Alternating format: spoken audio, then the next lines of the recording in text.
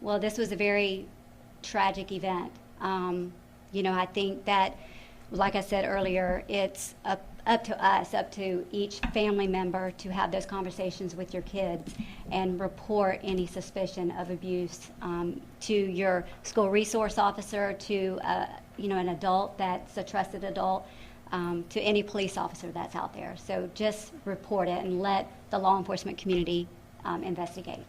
Okay. Thank you.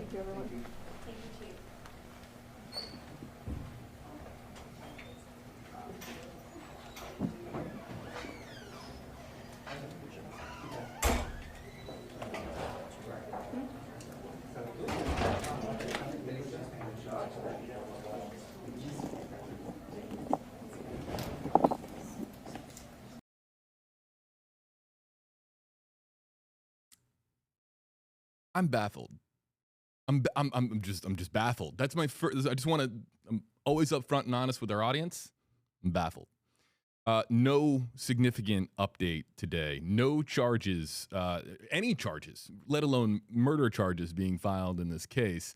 The Kissimmee Police Department, on their own accord, deciding to call a press conference today, and the press conference there was the anticipation from local media that this was going to be to announce an update, to announce new details, to give us an update on the progress of the investigation and what has transpired in the weeks since Madeline Soto's body was discovered and since Stearns was initially charged, and then a follow-up 60 additional charges were filed against him related to the disturbing evidence on his phone. Here we are now, and we have this press conference from Chief Berry Holland, and Betty tells us very little. And I think I'm being kind when I say very, very little. Based on my notes, they're still waiting on the medical examiner's report. And when specific questions were asked in relation to Madeline's mother, Jennifer Soto, everyone close to Madeline is considered a suspect until otherwise, which basically tells us they haven't ruled out anything, but they're also not definitively stating anything that has transpired with the progress of their investigation.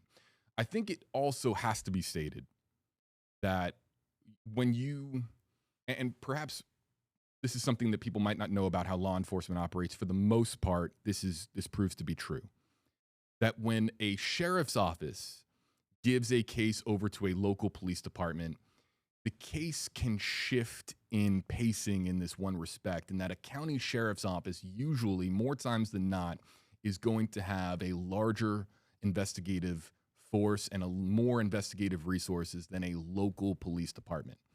So the investigation here might have slowed a bit when the Orange County Sheriff's Office transported this to the Kissimmee Police Department. I'm not saying that that's definitively happened, but I'm saying that happens a lot with stories that we cover, and that's regardless of state, regardless of municipality, that more times than not, if a local police department is handling a investigation versus the county or even the state, the amount of resources are limited, and there isn't just as many man hours that they can assign to a particular case.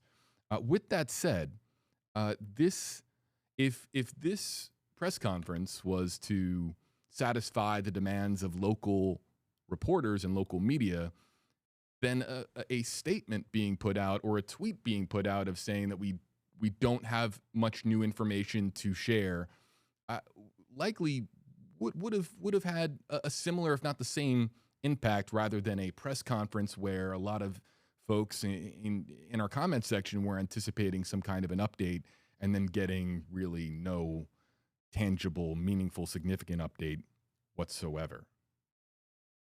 So, yeah, baffled is the word that comes to mind. I'm a bit baffled as to why this press conference was called, because quite literally a tweet or a press release saying, a 2-paragraph press release just stating, our investigators continue on this case.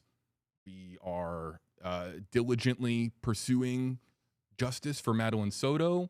We await the medical examiner's report for autopsy results. All of these things could have been stated in a press release. So to call a press conference is out of the ordinary.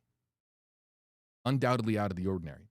You could make the argument. You could make the argument that the only thing that this does is stoke the fires of social media even that much more, because people are going to look into this and say, okay, certain people close to the story have been cooperating, but haven't been ruled out as a suspect. And that's just going to create even more social media chatter rather than wait for a press conference to actually announce something tangible to give to local media and give to the public at large. And well, here we are. Chat.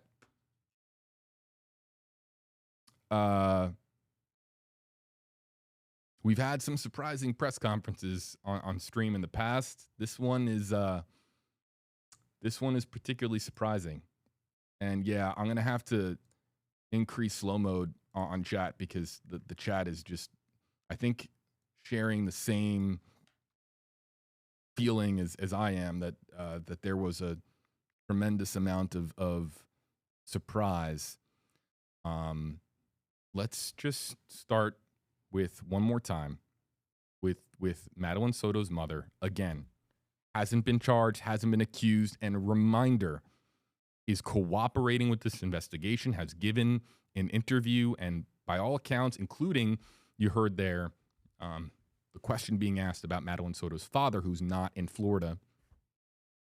Apparently, everybody is cooperating with this investigation, with the exception of that man right there, Stephen Stearns, who has, in essence, lawyered up while being held without bond in Central Florida.